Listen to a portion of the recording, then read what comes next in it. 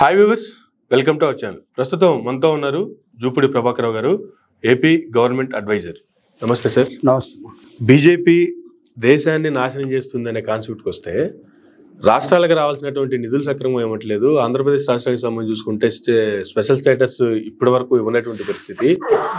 14th commission ఒకటి అడ్డం పెట్టుకొని వాళ్ళు ఆమోదించట్లేదు కాబట్టి మేము ఇవ్వలేకపోతున్నాం అనేటువంటి ఒక కారణంతో ఇప్పటి వరకు ఇవ్వకుండా, రీసెంట్గా చూసుకుంటే పార్లమెంట్లో వాళ్ళు చేసినటువంటి ప్రకటన దాదాపుగా 9 లక్షల కోట్ల రూపాయలు బ్యాంకుల్లో అప్పులు తీసుకున్న వాళ్ళందరికీ మాఫీ చేసి పడేశారు. అంటే ఏంటంటే అసలు దేనికి సంకేతం అంటారు? ఇన్ని లక్షల కోట్లు మాఫీ చేయటం వల్ల ఈ భారం అంతా దేశ ప్రజల మీద కదా పడుతుంది. అంటే నాకు తెలిసి రాష్ట్రాలను బ్లేమ్ చేస్తున్నారు కానీ కేంద్ర ప్రభుత్వం చేసిన తప్పు ప్రపంచంలో ఏ దేశం కూడా చేయలేదు. అప్పు చేయకుండా దేశం రాష్ట్రం నడుస్తుందని నేనైతే నమ్మను. అప్పు చేయాల్సిందే 100%. జగన్మోహన్ రెడ్డి గారి మీద ఇది శ్రీలంక చేశాడు, వెనిజులా చేశారు అన్నారు కానీ చంద్రబాబు నాయుడు అప్పు చేయలేదా? కాంగ్రెస్ పార్టీ అప్పు చేయలేదా? మోడీ అప్పు చేయలేదా? నిర్మలా సీతారామన్ అప్పు చేయలేదా? లేదా అంతకుముందు ఉన్న ప్రభుత్వాలు ఉండేదే అప్పు చేయాలి. ప్రభుత్వాలు అంటే ఇవన్నీ ప్రైవేట్ లిమిటెడ్ కంపెనీస్ కాదు, ఖచ్చితంగా అప్పు చేసి నడపాలి.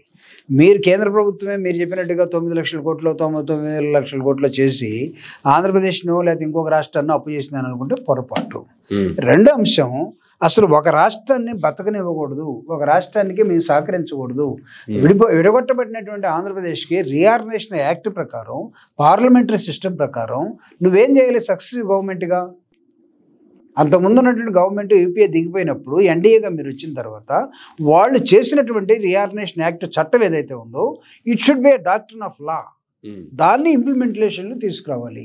ఎందుకు ఆంధ్రప్రదేశ్కి మీరు పోలవరం ఇవ్వకుండా, ఎందుకు మీరు స్పెషల్ స్టేటస్ ఇవ్వకుండా, రావాల్సిన యూనివర్సిటీస్ రాకుండా, రావాల్సినటువంటి నీకు ట్రాన్స్పోర్టేషన్ రాకుండా, రావాల్సినటువంటి నీకు ఈ పన్నులు రాకుండా, లేకపోతే ఇవన్నీ రాకుండా ఎందుకు ఆపుతున్నారు? అసలు ఎవడిచ్చాడు ఈ పవరు? గవర్నమెంట్ సక్సెసివ్ గవర్నమెంట్ వచ్చిన తర్వాత నువ్వు దాన్ని సరిగా నువ్వు ఎగ్జిక్యూషన్లో తీసుకొచ్చి చేస్తేనే కదా రాష్ట్రాలు బతికేది. రాష్ట్రాల నుంచి ఒక పక్క పన్నులు తీసేసుకుంటూ వచ్చిన పన్నులన్నీ కూడా మీ దగ్గర పెట్టుకొని మీ రాష్ట్రాలకు మాత్రం ఇచ్చుకుంటూ, ఈ రాష్ట్రాలను మాత్రం నీకు యాక్ట్ ఉన్నా లేకపోతే రీఆర్గనైజేషన్ అయినా విడగొట్టినా వాటిని ఆకలికి అలా మార్చేస్తూ ఉంటే ఎంతకాలం ఉంటుంది? అంతే కదా. ఈరోజు what is the role of, ఎందుకు దేశాన్ని నాశనం చేస్తున్న బీజేపీని అనుకున్నారు? కాంగ్రెస్ పార్టీ రాష్ట్రంలో ఉన్నప్పుడు ఈ రాష్ట్రాన్ని చీల్ చేసింది అనుకుందాం. బీజేపీ సపోర్ట్ చేసింది కదా. పెద్దమ్మనే కాదు చిన్నమ్మను కూడా గుర్తుపెట్టుకోమని చెప్పలేదు సుష్మా స్వరాజ్ ఆ రోజు. చిన్నమ్మ ఎక్కడి నుంచి వచ్చింది? She's not from the BJP. BJP నువ్వు తలుపులు మూసేసి దానిలో పాత్ర కదా. ఆంధ్రప్రదేశ్కి రావాల్సిన పోలవరాన్ని నువ్వు ఎందుకు ఎగ్జిక్యూట్ చేయలేకపోతున్నావు? బీజేపీ ఇప్పటికీ కాంగ్రెస్ ని బ్లేమ్ చేస్తూ మీరు సరిగ్గా విడగొట్టలేదు, పార్లమెంట్ డోర్లు మూసేసి మీకు అనుకూలంగా చేసుకున్నారనేటువంటి కామెంట్లు చేస్తుంది తప్ప ప్రధానమంత్రి జరిగినటువంటి తప్పుని సరిదిద్దే ప్రయత్నం ఎందుకు చేయట్లేదు? అదే ప్రధానమంత్రి ఇవన్నీ తన కోపం వచ్చినప్పుడు లేకపోతే తన స్పీచ్ ఇచ్చే అవకాశం దొరికినప్పుడు 370 ఆర్టికల్ మీద రాజ్యసభలో స్పీచ్ చేయాలన్నప్పుడు కాంగ్రెస్ పార్టీనే రాష్ట్రాన్ని తలుపులు మూసేసి విడగొట్టారు, కాంగ్రెస్ ఇంత తప్పులు చేస్తా ఉందని చెప్తాడు. లేకపోతే పార్లమెంట్లో లోక్సభలో ఒక అవకాశం వస్తే మళ్ళీ అదే చెప్తాడు. కానీ నువ్వు కదా ఇప్పుడు ఉంది, సెట్ చేయాల్సింది నువ్వు కదా. తండ్రి పాత్రలో ఉంది మీరు కదా, అన్న పాత్రలో ఉంది మీరు కదా. ఎందుకు చేయలేకపోతున్నారు? How long you're going to blame the ఓడిపోయినోడిని, ముసలోడైపోయినటువంటి, లేకపోతే మంచం మీద కుక్కి మంచం మీద ఉన్నటువంటి ఎంతకాలం మీరు బ్లేమ్ చేస్తారు? వాడు లేవలేకపోతా ఉన్నాడు అనుకుందాం, వాడిని లేచి కుర్రోడై వాడు పరిగెత్తేదాకా మీరు బ్లేమ్ చేస్తూ ఉంటే మీరు ముసలోళ్ళు అయిపోరా? మీరు ఆ కుక్కి మంచంలోకి వెళ్ళరా? కాబట్టి రాష్ట్రాల మీద ఏమాత్రం సరైనటువంటి అవగాహన లేకుండా, లేకపోతే దేశం పరిస్థితి మీద అవగాహన లేకుండా మేము చెప్పిందే నడవాలని ఒక రాజధానం పట్టుకొని, లేకపోతే మేము పార్లమెంట్ కొత్త భవనాన్ని కట్టాము, లేకపోతే దానికి ఒక సింబల్ పెట్టాము, లేకపోతే మాకు ఇదంతా ఇది ఇంపార్టెంట్, ఇవన్నీ ఇట్లా అనుకుంటూ పోతే I think BJP doing a big mistake. BJP spoiling the nation in all aspects. డెమోక్రసీని లేకపోతే రాజ్యాంగాన్ని కాపాడాల్సినటువంటి బాధ్యత తీసుకున్నటువంటి ఒక రాజకీయ పార్టీగా ఏమాత్రం మీరు బిహేవ్ చేయకపోతే, కులాలుగా, మతాలుగా, ప్రాంతాలుగా మీరు మతాలుగా విభజించుకొని పోవాలనుకుంటే, కొట్లాట్లు పెట్టిపోవాలనుకుంటే ఇది ఎవడైనా చేయగలడు. అంతే కదా. మేము మంచోళ్ళమే, మాకు వెనకాల ఏమి లేదు, మేము గురిగింజలం కాదు అని మీరు చెప్పుకునే అవకాశాన్ని మీరు కోల్పోతారు. కాబట్టి ఇప్పటికైనా సరే ఆంధ్రప్రదేశ్ తరఫున ది రిక్వెస్ట్ ఉంది Andhra Pradesh to the BJP party, ఆ నేషనల్ సెంట్రల్ పార్టీగా బీజేపీ గవర్నమెంట్కి ఏంటంటే మాకు రావాల్సిన రీఆర్గనైజేషన్ యాక్ట్ ప్రకారం మాకు ఏది రావాలో అది ఇచ్చేసేయండి.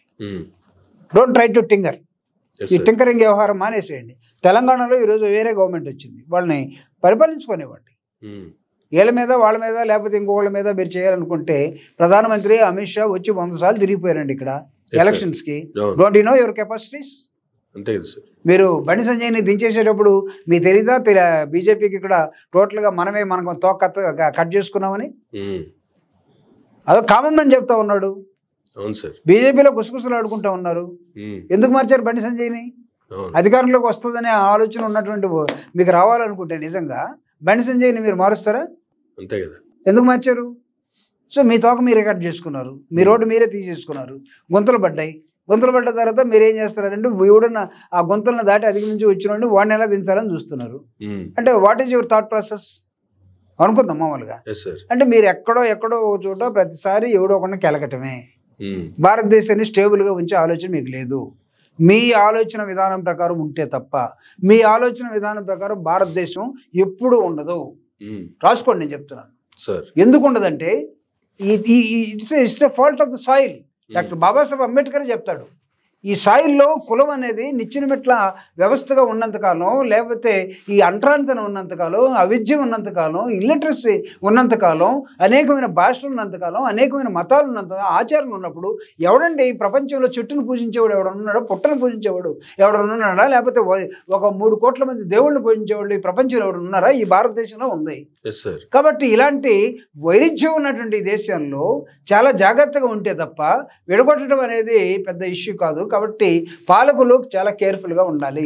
మీరు ఎందుకు ఉండాలంటే టు యునైట్, మీరు ఎందుకు ఉండాలంటే టు బ్రిడ్జ్, మీరు ఎందుకు ఉండాలంటే మీరు సరైనటువంటి ఎగ్జిక్యూషన్ కోసం ఉండాలి. దానికి common sense is most important. మాకు అవన్నీ లేవు, మేము ఏదైనా తిమ్మిని బొమ్మని చేయగలం, మేము వాడిని తీసి ఈయన పెట్టగలం, ఈయన తీసి వాడిని పెట్టగలం అని అనుకుంటే ఎవడేం చేయలేడు, ఎవడు పాపాన్ని పడిపోతాడు.